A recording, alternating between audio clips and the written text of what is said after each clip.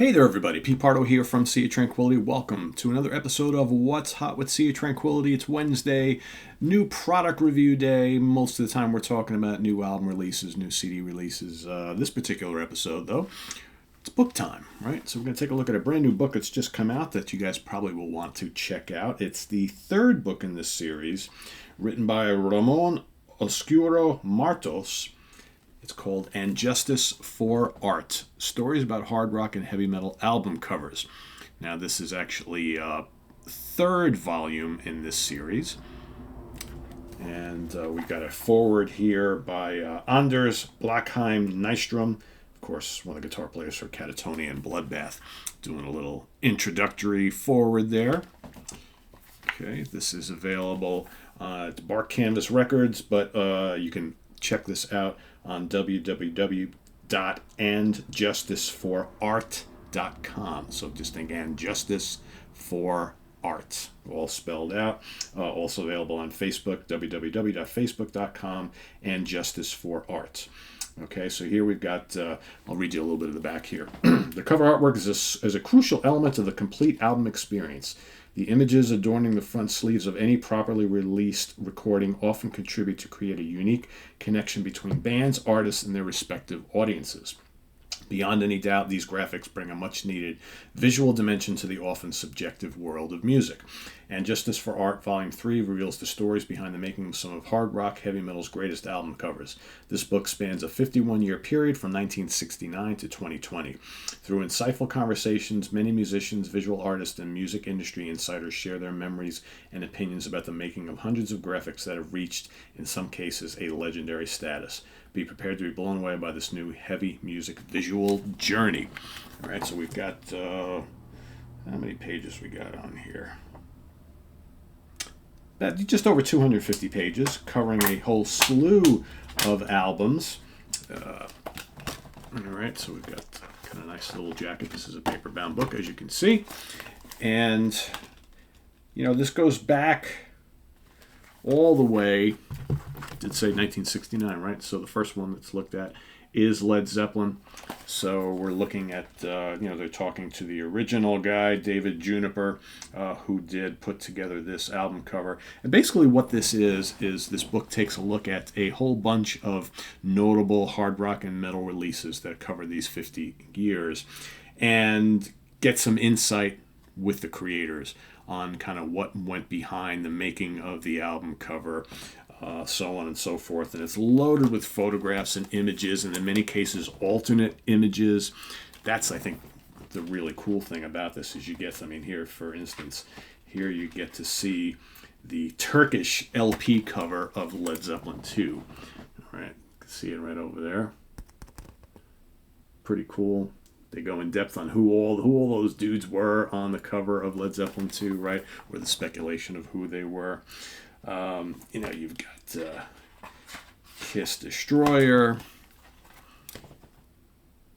as well as the original cover, right, which was later reused or used on the reissue, which was called Destroyer Resurrected, right? And this, of course, is by Ken Kelly. And, other stuff that Ken worked on, of course, Love Gun and Manowar, Fighting the World. I'm not going to go through every single release here, but just some of the kind of really cool ones. You got AC/DC, Highway to Hell, kind of how that all came to be and, how they touched it up to get the final image. I think this is really neat. Here's the Australian edition of Highway to Hell, which I had never seen before. Look at that. How cool is that? And you got the highway leading into the flames surrounding the band, which is actually a neck of a guitar. All right, or actually, it's that 4-string bass, actually. Pretty cool. You got Judas Priest. What else? There's a couple, and then Moving Pictures, Rush, and they talk about all the little intricacies of that cover and went into that.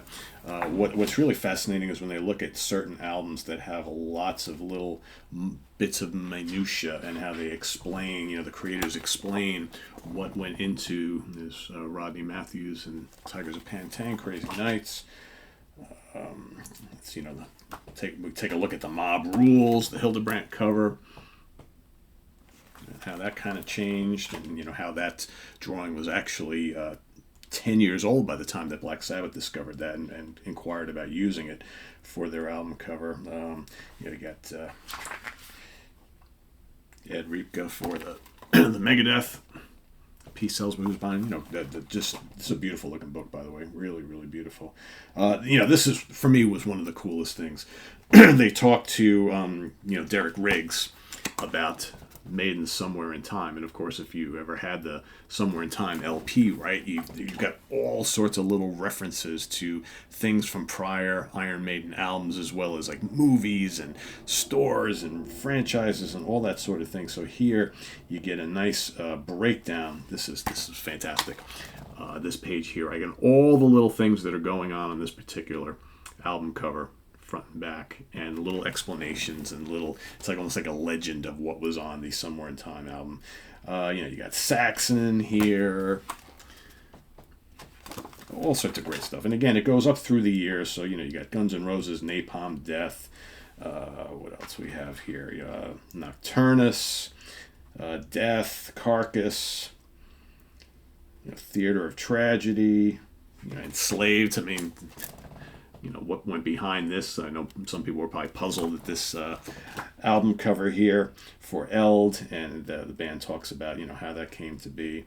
What else we got here? Soulfly, Dream Theater. We talked to Travis Smith, the creation of the Blackwater Park album cover. This is pretty cool stuff.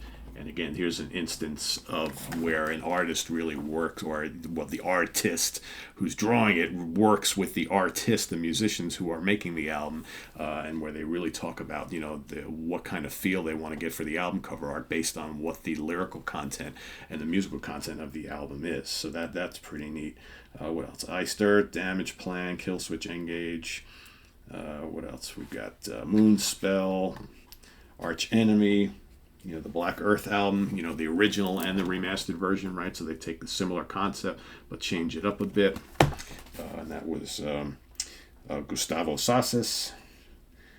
I got Oceano here, Arcturus, Cradle of Filth. This is a pretty interesting little story here. The Hammer of the Witches album, right? Talking about what the original intent of the album cover is, with the naked ladies on the front, and then how for the U.S. version it was obviously cleaned up a little bit and given some covering to the ladies, right? Amorphous. What else we got? Testament in here. Throne of Heresy, Morbid Angel, Ghost. Ghost is in here as well. They take a look at the prequel album cover art. So, again, I'm not going to show it all because you guys are going to want to check this out for yourself. But yeah, And Justice for Art, Stories About Hard Rock and Heavy Metal Album Covers by Ramon Oscuro Martos. Again, go to andjusticeforart.com. As you can see right there, andjusticeforart.com. Check it out. I know he's got some copies left, so you'll want to kind of pick this up. Beautiful, beautiful looking book. Beautiful book. So there you have it, everybody. Visit us on the web at www.seaoftranquility.org. We're on Facebook. We're on Twitter. Of course, we are on YouTube all the damn time. Thanks for watching all of our new product reviews today. Stay tuned next Wednesday for more new stuff coming at you. But don't touch that dial, because we've got coming up tomorrow. We've got The Monsters Den, where we've got Chris Allo, myself, and Craig Kaminsky. We're going to be talking about our 5 favorite films from legendary Spanish horror actor Paul Naschy, who's got a million films to his credit.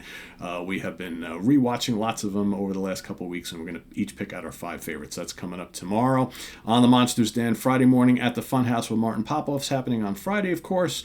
Then we've got Saturday, the UK Connection with Simon Bray and Stephen Reed, and then Album Homework Assignment is happening this Sunday morning. So stay tuned for all that and more here on the channel. I am Pete Pardo. Thanks for watching, everybody, and we'll see you real soon. Take care. Bye-bye.